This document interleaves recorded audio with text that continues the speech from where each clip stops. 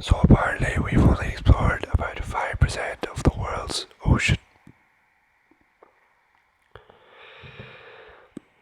I don't know about you, but that's kind of scary and it freaks me out and I want to know more. So here we are. I'm going to do this video and we're going to get stuck straight in. 70% of the Earth's surface is below the ocean. But although the ocean has been mapped, only large details can be properly seen. This means that 95% of our oceans remain hidden. 95% of our oceans we don't know about. It's little wonder then that the oceans continue to throw up surprises. Recent discoveries have included a new shark, in brackets, Genie's dogfish. I'm gonna look that up after this video though. And perhaps the longest animal ever recorded, a 47-meter long apolemia jellyfish. So a 47-meter long jellyfish. So for me, that's half of a rugby pitch or half of a football soccer pitch. That's it. That was discovered earlier this year by Australian scientists, and that makes so much sense. Australian scientists. I bet you it was close to Australia as well.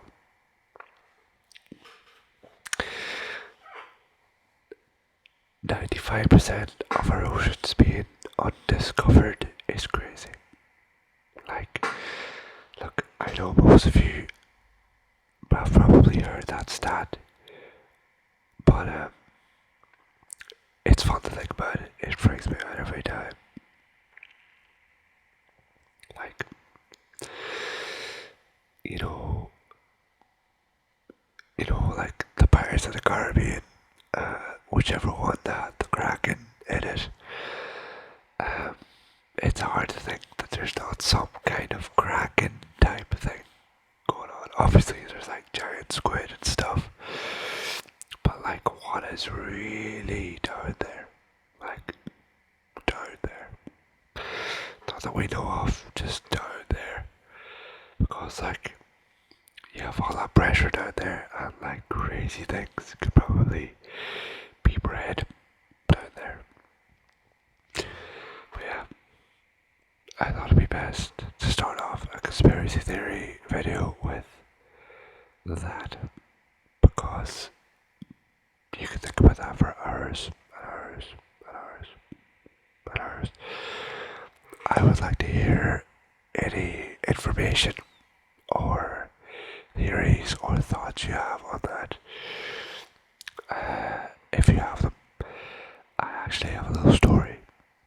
My father, my dad, has a really cool job. He's an engineer, but at the moment, or well, for the last few years, he's been working with basically like an exploration company, and he basically is involved with deep sea equipment that, like, you know, like that can survey ocean floors and things like that. So he will be in charge for a remote operated vehicle, an ROV, and he will be able to have like a camera and different like machine hands, claws and stuff. And he sent us footage one time, or he showed us footage, and it was like this animal, this squid octopus looking thing. I don't know if I should be telling you this, but it was angry at this machine that my dad was controlling and the company sent down there. It clearly got angry or aggravated or frustrated, whatever.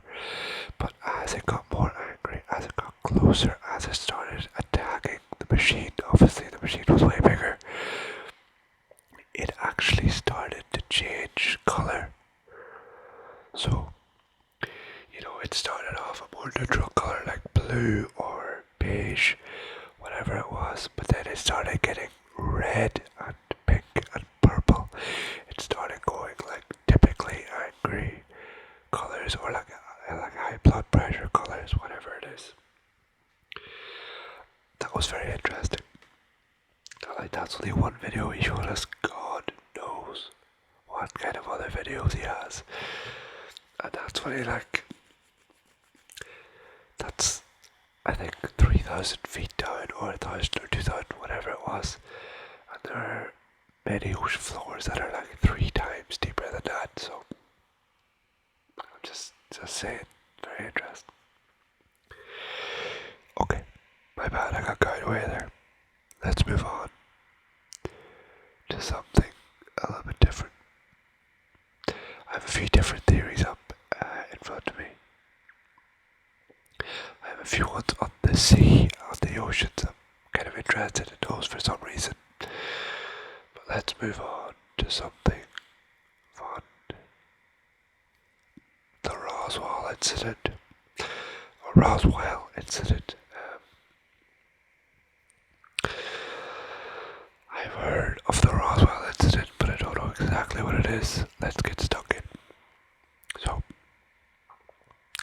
according to Wikipedia, the Roswell incident.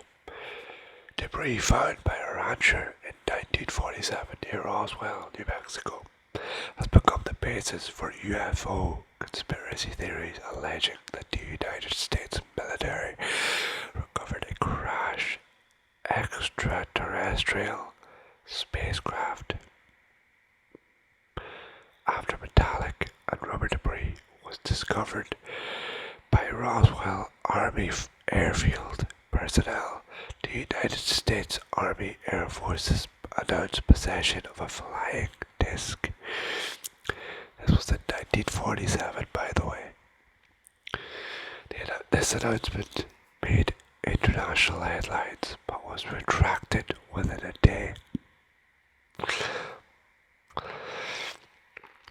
The debris was from a complex and uncrewed military balloon train consisting of linked balloons and assorted equipment operated from the nearby Alamogordo Army Airfield as part of the top secret Project Mogul, a program intended to detect Soviet nuclear tests. In 1947, that's crazy. To obscure the purpose and source of the debris, the Army reported that it was merely a conventional weather balloon. In 1978, retired United States Air Force officer Jesse Marshall revealed that the Army's weather balloon claim had been a cover story and speculated that the debris was of extraterrestrial origin, popularized by the 1980 book The Roswell Incident. The speculation became the basis for long-lasting and increasingly complex and contradictory conspiracy theories, which over time expanded the incident to include governments concealing evidence of extraterrestrial beings, aliens, great aliens, multiple crashed flying saucers, alien corpses and autopsies, and the reverse engineering of extraterrestrial technology, none of which have any factual basis. Now, I don't know,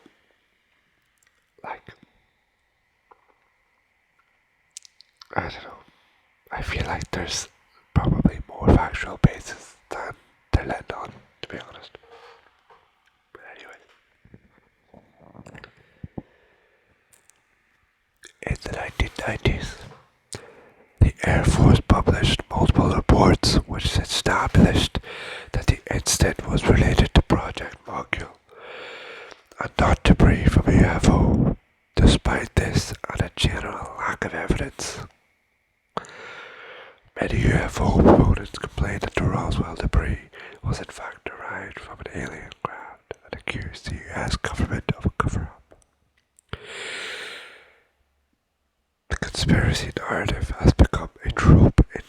fiction literature, film, and television, the town of Roswell promotes itself as a destination for UFO-associated tourism. So, that's interesting. I didn't realize, like, if I'm picking it up right, I didn't realize that that incident in Roswell was actually the foundation for, I suppose, a lot of what it's saying, science fiction with the flying disc UFOs and the aliens, what they look like, what they might be like, and where you might find them. I didn't realize, but that's interesting. So, later theories and hoaxes.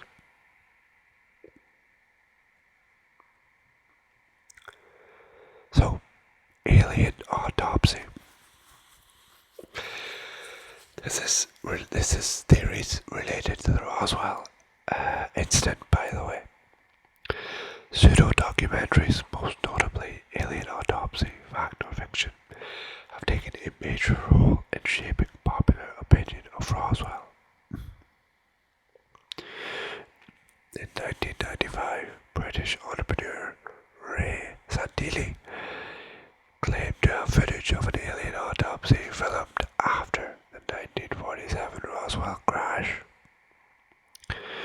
Purchased from an elderly Army Air Force cameraman.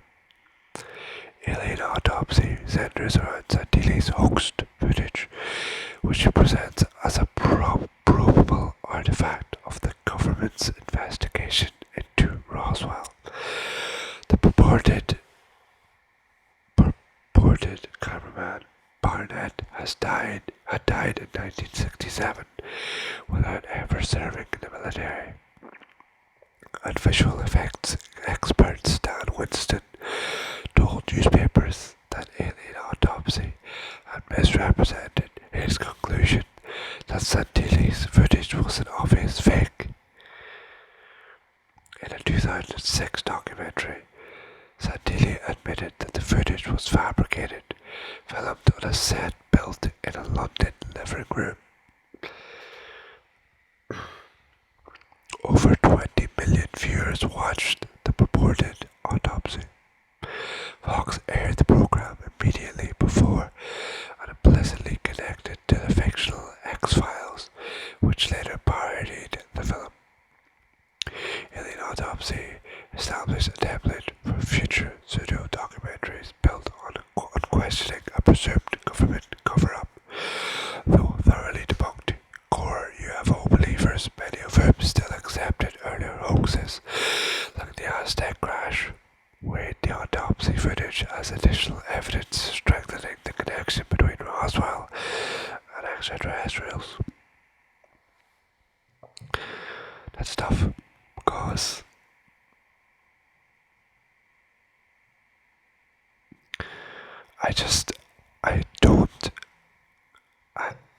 you would question everything, especially right now,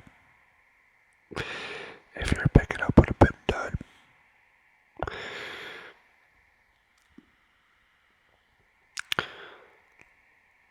This is another theory to do with Roswell.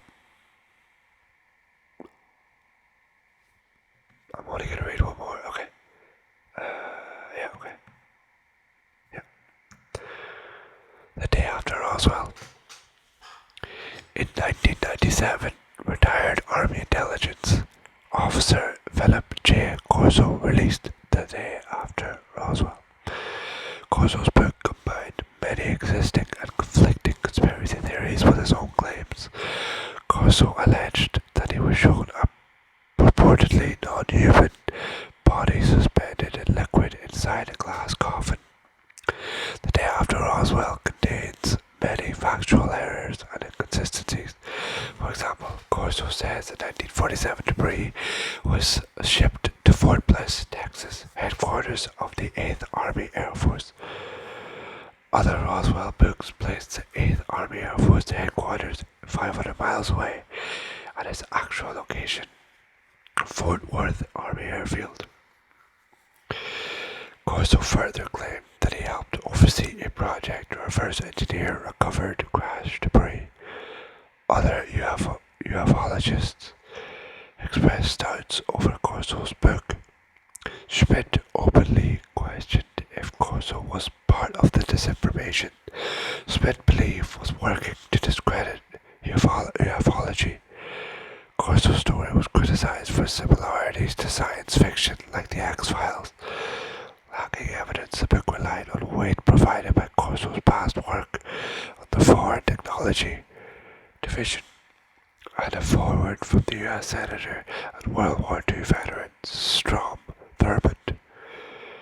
Corso had misled Thurmond to believe he was providing a foreword for a different book. Wow. Upon discovering the book's actual contents, Thurmond demanded the publisher remove his name and writing from future printing stating I did not and would not pen the foreword to a book about or containing a suggestion that the success of the United States in the Cold War is attributable to the technology found on a crashed UFO. So, when I was doing research for this video, I kind of struggled to find like good articles that would actually delve into the theories and explain them. Like the actual explanation of the Roswell incident was good there, but the two theories that came after it, like it's just automatically debunked and really easily debunked. But I feel like there are and will be theories out there that are far more solid and concrete than this. So let's move on to something a little bit more solid and concrete and maybe a little bit more modern and relevant. The dead internet theory. The dead internet theory is a conspiracy theory that asserts that since around 2016, the internet has consisted primarily of bot activity and automated content manipulated by algorithmic curation. This alleged coordinated effort aims to control the population and reduce genuine human interaction. Kinda like this. Like, I'm not AI. I'm way too good looking to be AI. Sorry, bad joke. Supporters of the theory claim that social bots were deliberately created to manipulate algorithms and enhance search results to influence consumers. Some proponents also accuse government agencies of using bots to shape public perception and opinions. While there is measurable evidence of increased bot traffic, the theory lacks substantial evidence to fully support its other claims. Several sources regarding non-human web activity suggest that certain aspects of the theory, without the conspiracy elements, could offer a realistic prediction of the internet's future.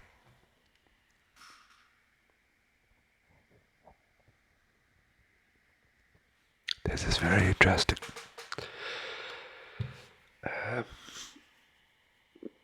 So, it's kind of like what I was saying earlier with me struggling to find any good, informative and solid theories and follow-ups to incidents and follow-ups to theories that are well known. Like with the Roswell incident, that is basically talking about UFOs. And like I looked up UFO conspiracy theories, deep sea conspiracy theories, just like conspiracy theories in general. I went down like a darker route, but I don't want to go down too darker route. But anyways, like maybe the algorithm is actually fine, but maybe there is like purposeful bot traffic going to these websites that kind of say nothing about like things that are could be detrimental to government agencies or businesses or corporations or whatever it is. It could be a real thing. I just feel like people say, yeah, you have the entire history of the world and all the information in the history of the world on your laptop and on your phone now. So no one has any excuse for being, you know, not smart or uneducated.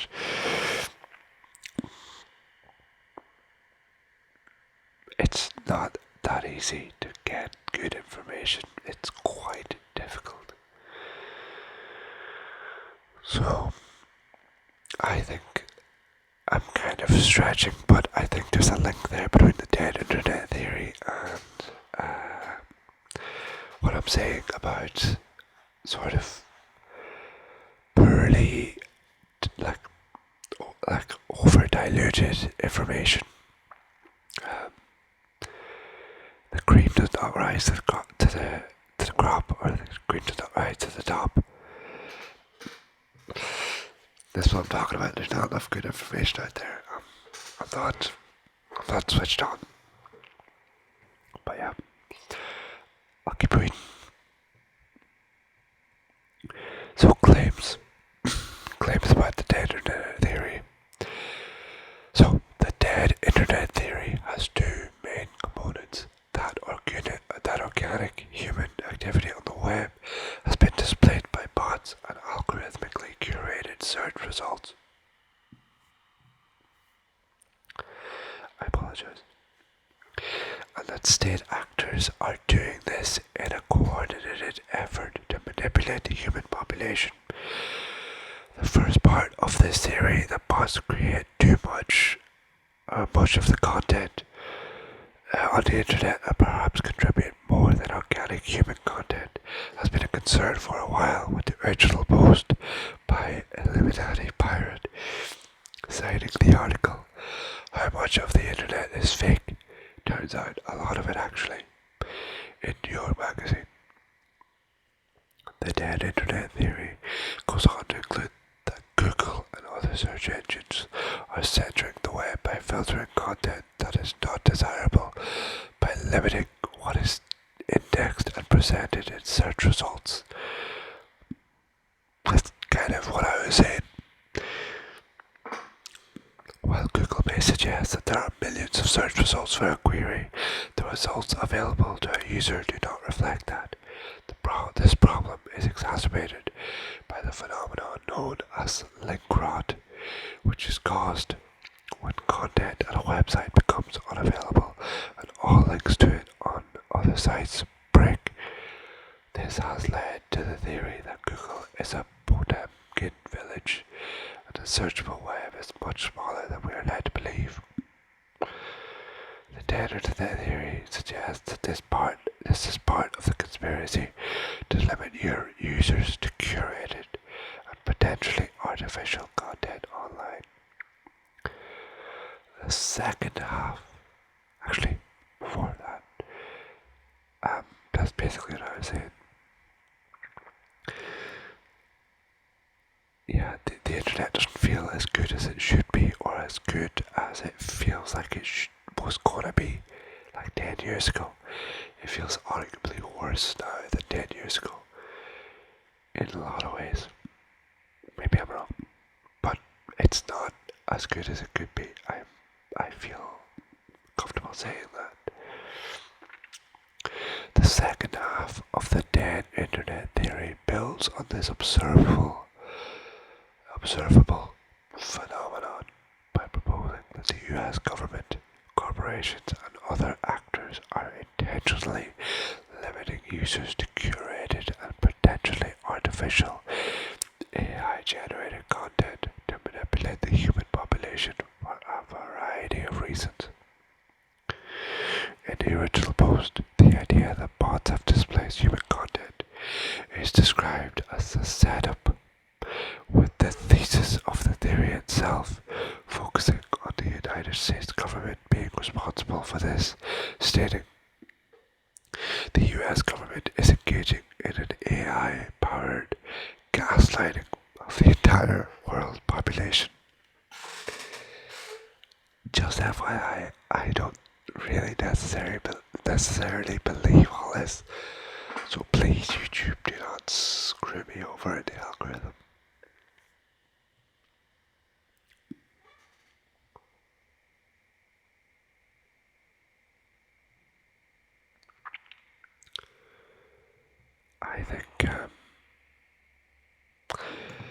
I think that's a very interesting theory. Like when you go through a lot of comments and stuff on YouTube, Facebook, Instagram, whatever it is, you do kind of think, what, like, who would say that? Who would actually comment that? And then just randomly, you'll see a post with 200,000 likes, but like 200 comments, and then on some posts you'll see 10,000 likes and 1,000 comments, you know? It just doesn't add up. Something's don't add up. And, you know, adding on to what I was saying, why wouldn't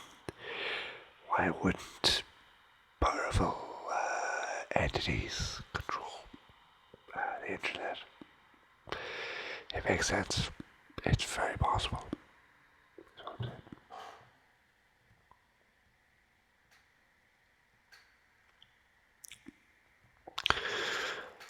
I'm gonna go back to a couple of ocean conspiracy theories because I feel like I'm potentially shafting myself out of viewership and algorithm bias because I'm being openly critical of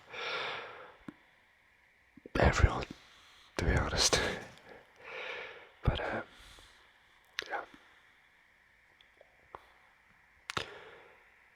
The bloop.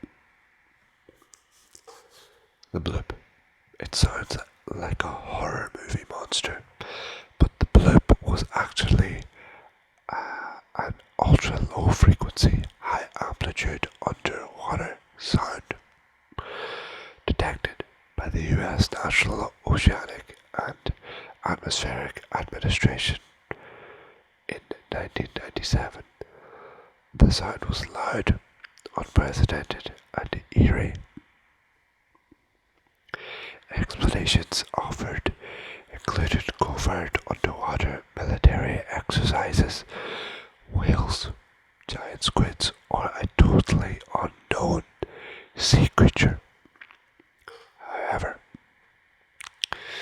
it seems glaciers were once again the culprit, with the sound judged to be consistent with ice calving, where large chunks of ice break off a glacier.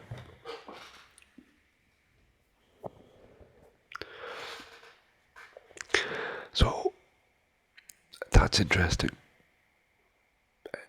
I think there's more interesting things going on in the ocean, but it is still interesting. I do enjoy thinking about the ocean and, you know, I suppose obviously whales and giant squids and things like that. Very interesting. Scary, but also fun to think about in a way. Military exercises, that's interesting to think about. The scale and the power would be very interesting to understand or get a grasp of. But yeah, chances are it was probably a glacier. Ice breaking off a glacier. But even then, I would love to hear the sound. I might look that up after.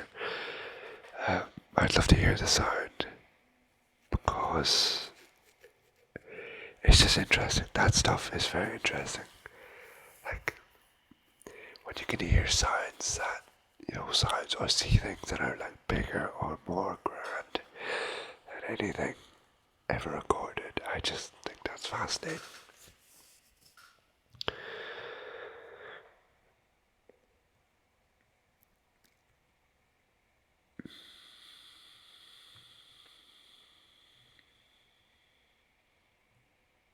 What next? Can you let me know down below what is your favourite or most interesting theory that you have that I haven't mentioned, and also what is the most interesting theory that I have mentioned in your opinion? What got you thinking the most? What has you the most engaged? I'm gonna go with one more theory because this is already 30 minutes long. So, to kind of tie everything up, the Baltic Sea anomaly. In 2011, a group of divers looking for treasure and salvage in the Baltic Sea took a sonar image of a 70-meter long and steely looking object lying 300 feet below sea level. Some claimed that the Baltic Sea anomaly, as it came to be known, was a UFO. Its resemblance to the Millennium Falcon in Star Wars was fueling that speculation. Others said it was remains of a lost city. When scientists looked further into the deposit left over from the thawing, when scientists looked further into the anomaly, they came to the conclusion that it was a huge glacial deposit left over from the thawing glaciers that carved out much of the Baltic Sea basin. Very convenient. So,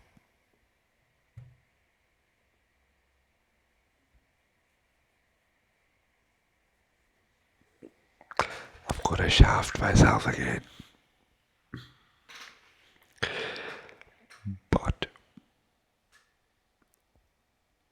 as is in line with my research, and oh my god, it's 3 a.m. I can't believe it's 3 a.m.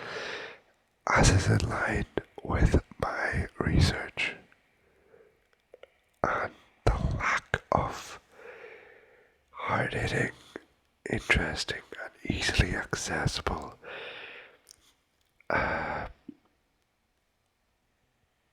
solid conspiracy theories.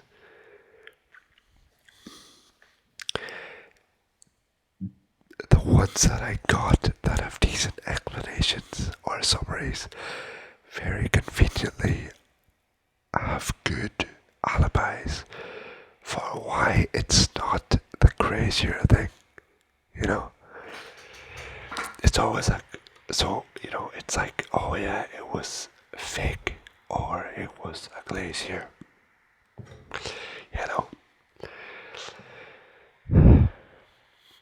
Or like, yeah, it just all seems very convenient. And look, I don't want to get too deep, but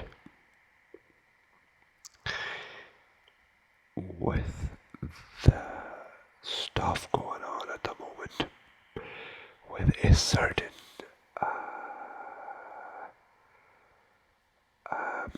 a load of files going about, with a lot of powerful people, mainly powerful men, in them. I just, at the level of covering up that was happening and is happening and is probably happening to a level that we don't even, like, we haven't even scratched the surface of. Maybe.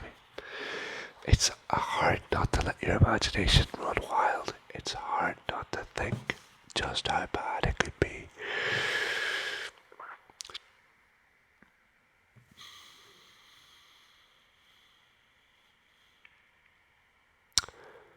Last thing, I hope there was one more theory. It was called Operation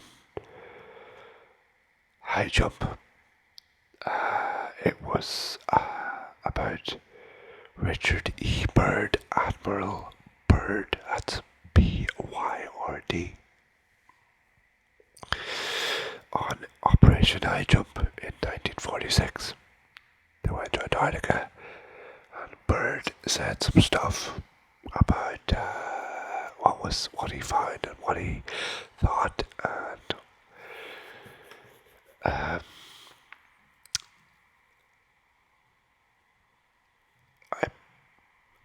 I believe he died the year after he made some of these claims, or the year he made some of these claims.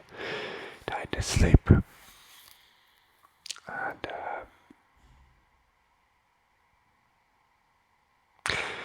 it's just another one, it's another one where you just think it's too convenient. These things are too conveniently happening for powerful entities.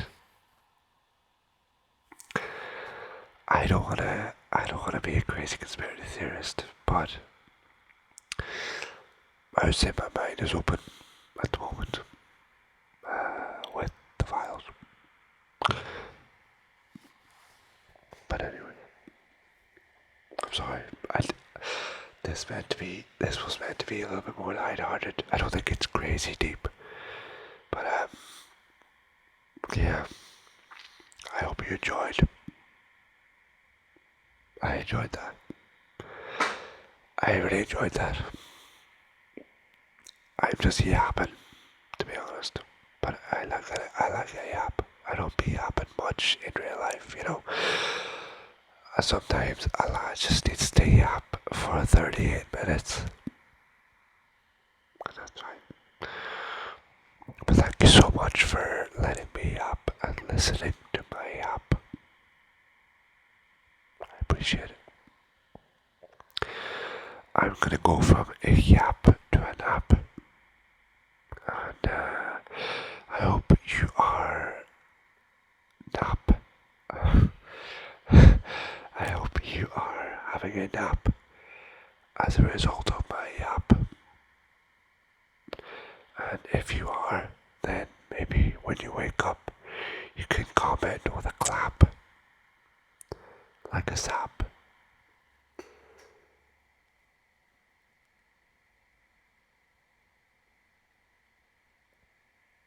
That's the end of my rap. No cap.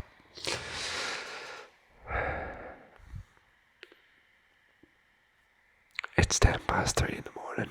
It's time for bed.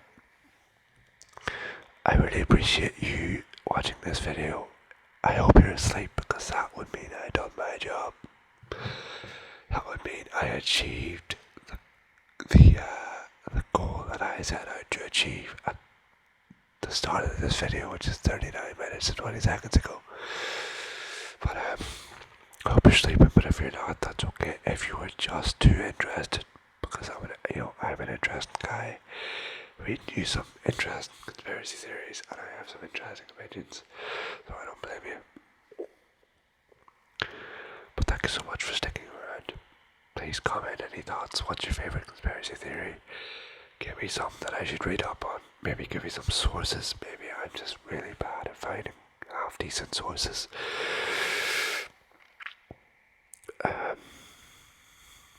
Thank you so much. I really appreciate you all, and I can't wait to see you in the next video. Night night.